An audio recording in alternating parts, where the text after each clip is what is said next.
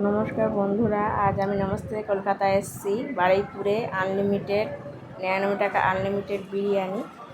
তো ফেসবুকে অনেক ভিডিও দেখেছি। এই দিদি দেখুন, বিরিয়ানি কুইনের সেই বিরিয়ানি কুইন। তো আমরা গিয়েছিলাম, অনেক দিন ধরে ইচ্ছা ছিল যে এই দিদির দোকানে বিরিয়ানি খাওয়ার। তো আমরা গিয়েছিলাম গতকাল বিরিয়ানি খেতে। ভেতরটা দেখলাম মোটামুটি ভালোই, খারাপ নয়, অনেক পেন্টিং করা, তবে সিট খুবই কম, বেশি লোক বুঝতে পারছে না, ঢুকতে পারছে না। দেখতে পাচ্ছি বেশি অল্পতেই ভর্তি হয়ে যাচ্ছে, জায়গা খুবই কম ছিল। তো আমার যেহেতু বিরিয়ানি খুবই পছন্দ, তা আমি ওই জন্য গেছিলাম। আমরা গেছিলাম, আমরা 2-3 জন ছিলাম এরকম। তো আমরা 3 প্লেট বিরিয়ানি নিয়েছিলাম। দেখুন বিরিয়ানিটা দিয়েছে, সার্ভ করেছে ওরা। তো বিরিয়ানিটা সার্ভ করেছিল,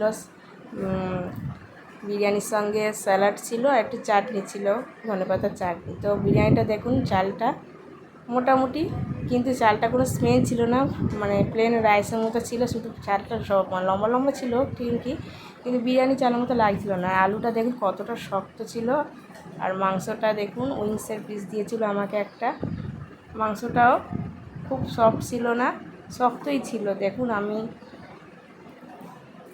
দেখুন আপনাদের দেখাচ্ছি, দেখুন মাংসটা কতটা শক্ত, কতটা প্রেস করার পর মাংসটা ছাড়ছে, খুবই শক্ত ছিল। তো আমার বিরিয়ানিটা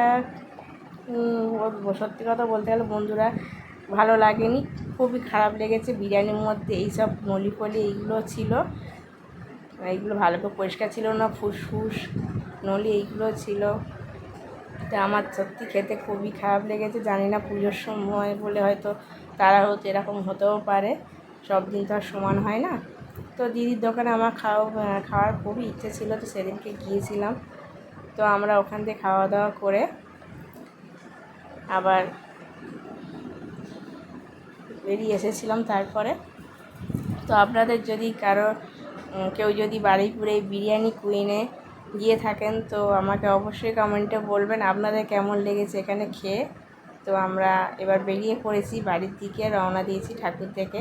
টাটা, বাই বাই বন্ধুরা, সবাই ভালো থাকবেন।